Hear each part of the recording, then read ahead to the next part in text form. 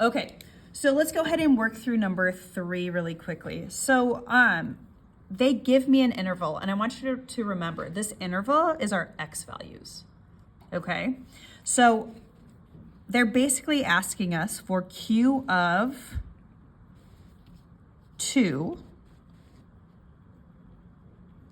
minus q of negative 4, because we're going from negative 4 on a graph to 2 on a graph, right?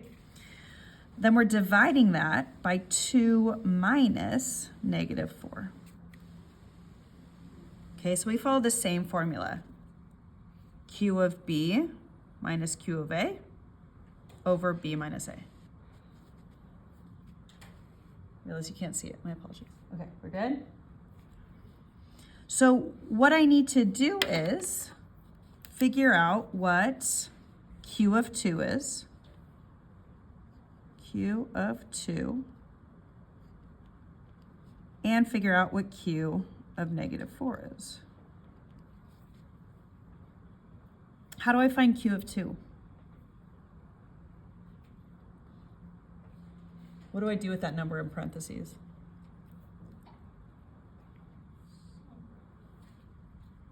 Something. We're just replacing the x with it.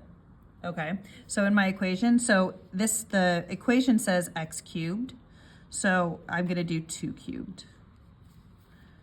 The equation says x cubed, so I'm gonna do negative 4 cubed.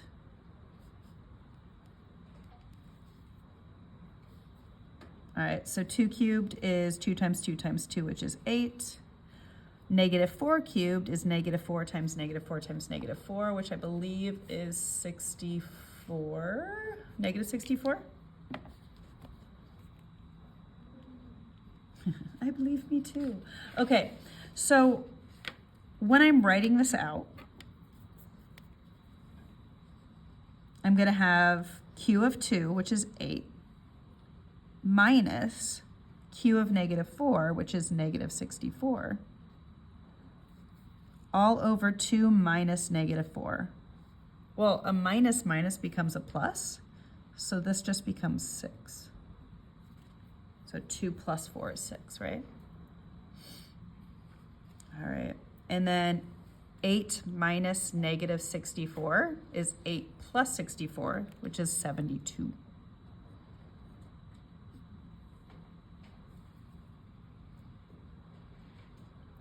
And if I do 72 divided by 6, I get 12. So my rate of change between negative 4 and 2 on my graph, or if I were to graph this, is 12.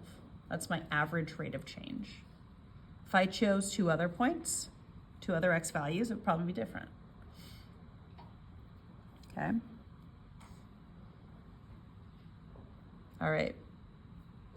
Let's go ahead and try number 4. This one is similar, and we're gonna do it pretty much the same way, all right? And then I'll give you some time to work on a couple others on your own before we move on. Okay, so if I'm working on number 4, this is g of x equals 3x cubed minus 1 on the interval negative 3 to 3. So if I want a graph, and it was negative 3 to 3, this would be between x is negative 3 and x is 3. So I'm going to take g of 3 minus g of negative 3 over 3 minus negative 3. And so what I'm going to do is the exact same thing I did over here. And I'm going to say g of 3 and g of negative 3. So g of 3 is 3 times 3 cubed minus 1. G of negative 3 is 3 times negative 3 cubed minus 1. So again, I'm just replacing the x with the number in parentheses, right? With that interval number. All right, and then when I do 3 cubed, it's 27. 3 times 27 is 81. 81 take away 1 is 80. And then I have g of negative 3, so I have negative 27 times 3 is negative 81, minus 1 is negative 82. So what I end up with is